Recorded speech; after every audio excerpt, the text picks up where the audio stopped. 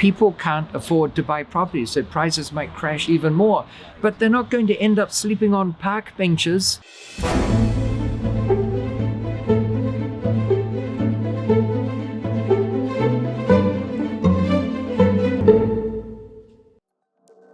In posing that question, I suspect that you're after a single answer or maybe a couple of answers. Yes, you go to other coffee shops, or yes, you can put a little sign in the window.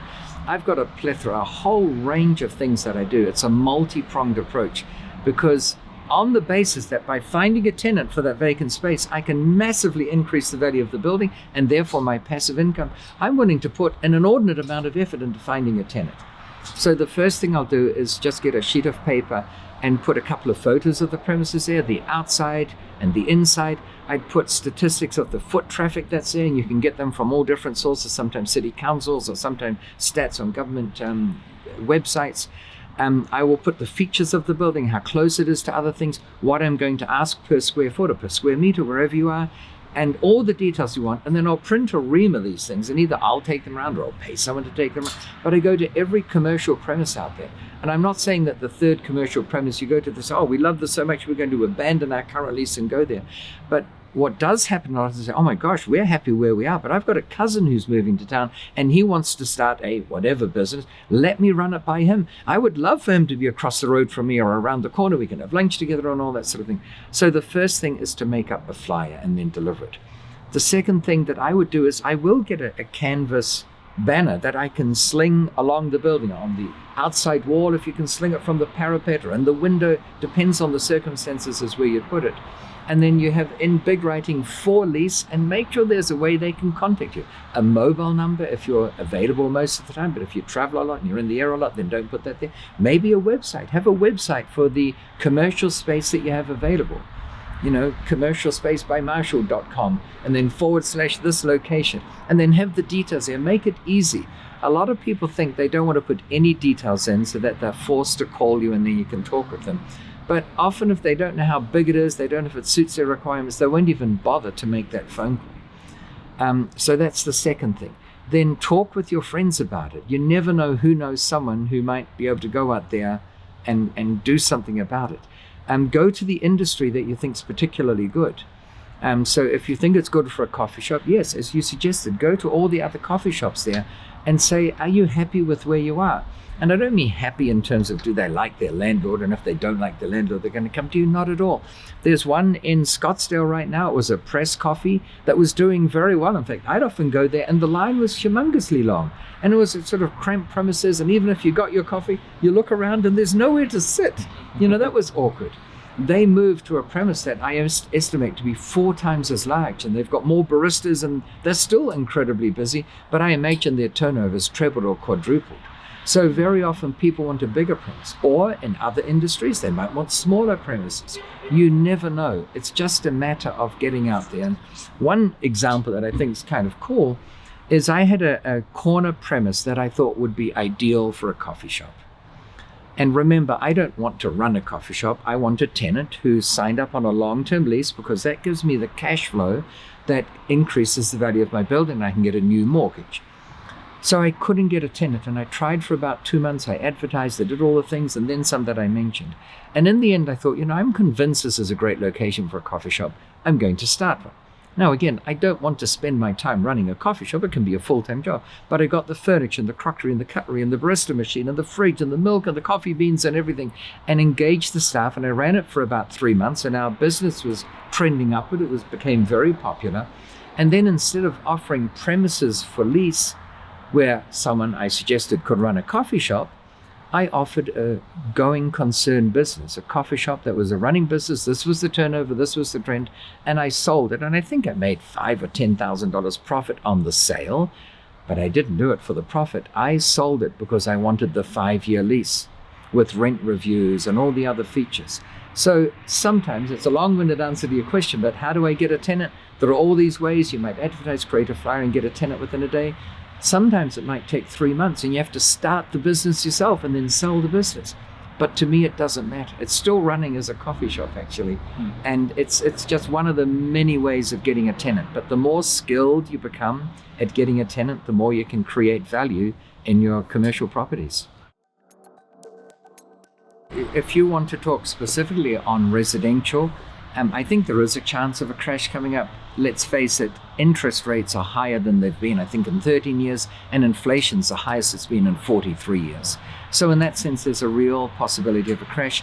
The number of days on market for residential properties has already expanded, and certainly the number of offers being put in the day a property hits the market has been decimated. So in that sense, it could be a crash. I'm not worried though, I'm not panicking, and I don't want anyone to think, well, you're not panicking because you've got so much this cash flow they're earning. And that's not the point. If there's a big enough crash, it's going to hurt everyone, especially people who have a lot of real estate. But I'm not concerned about it for the following reason. We went through the crash in 2008, and we don't have the same situation as we had in 2008. In 2008, which is the GFC, just to be clear for everyone, the global financial crisis, there was a surplus of housing stock. People had built a lot of stock, and there were just more housing units available than people to buy them. So it was inevitable that prices had to tumble. But right now, here in the United States, despite the frantic building that's been going on for the last few years, and it's still continuing at a somewhat slower rate, there is still a chronic shortage of residential housing stock of something like 4.1 million units. And as long as there is a shortage, there are more people looking for real estate than there are places available to buy, so there'll still be competition. Now, prices will soften a bit, but the reason I'm not concerned, remember, I'm not in the game of building real estate and selling it. If that were my model, I'd be concerned that the sales prices have come down. If I bought properties 20 years ago, we all know that they've gone up by a factor of 3 or 4 since then. So I'm not worried about those. If I bought a property last year, which I did, I bought 4 that I turned into VRBOs. The value of those, the market value, has probably come down a bit. But I'm not worried because I'm not in the game of selling real estate. And I know that every time there's a bit of a downturn, and even more so if there's a big downturn, people can't afford to buy properties, so prices might crash even more. But they're not going to end up sleeping on park benches. Right. The people that otherwise would have bought a house if there hadn't been a downturn and have now put off because they can't afford the mortgage because interest rates, they're going to be renting. Some of them will consolidate and live with their in-laws or outlaws or something, but for the most part, they're renting, which means the value of rent stays high. And I'm in the game not of selling real estate, but renting it out. So even during the GFC, when prices came down, and I've got properties in Phoenix that went down by 80%, and the average was only about 60%, but it didn't bother me really because rents were still high. My rents came down a bit, but hardly at all, about 10%. So there's still strong rental demand. And I think it's a self-regulating system between rents and property values that as the economy improves, when eventually, it might take 8 months, it might take 8 years. Personally, I don't really mind. I remember a time, just as a smaller side, when interest rates hit 21%. And I was happy to pay 21% because I knew eventually interest rates would come down, which they did. And when interest rates came down, the value of properties would go up. So even though right now interest rates are high and it's more difficult to sell a property, I'm in the game of buying real estate. And with relatively high rents and prices coming down, my situation's become better. Right. So one doesn't want to gloat about not minding high inflationary periods, but I will say this, most people lose from inflation. If you've got $1 million, what you can buy with $1 million today, if inflation's 10%, then in a year's time, you'll need $1.1 million to buy those goods. Right. It's not really that the goods have become more expensive, but the value of money has gone down. It now takes 1.1 million units of currency, dollars in our case, to buy what today we could buy for $1 million. So if you've got lots of real estate and you're highly leveraged, you've got mortgages, and inflation is high, that means the value of money will go down, so the number of dollars we'll need to describe that real estate will go up, but the mortgage stays the same. Mm-hmm. In fact, through inflation, the mortgage is easier to pay off. So if you own real estate, don't panic, just ride it out. Mm-hmm. Everyone's kind of forgotten about the crash of 2008. And Barrett, I would put money on it that most people can't remember a year where we had the previous crash or the one before that. Because real estate, I admit, doesn't go up linearly and monotonically the way mathematicians would describe. It goes up in fits and starts. But every peak is higher than the previous peak, and every trough is higher than the previous trough. So as long as you're not trying to judge the market, buy and sell and ride those peaks, and if you just invest for the long term, then as long as you're in it beyond one little mini downturn, the general trend is upwards.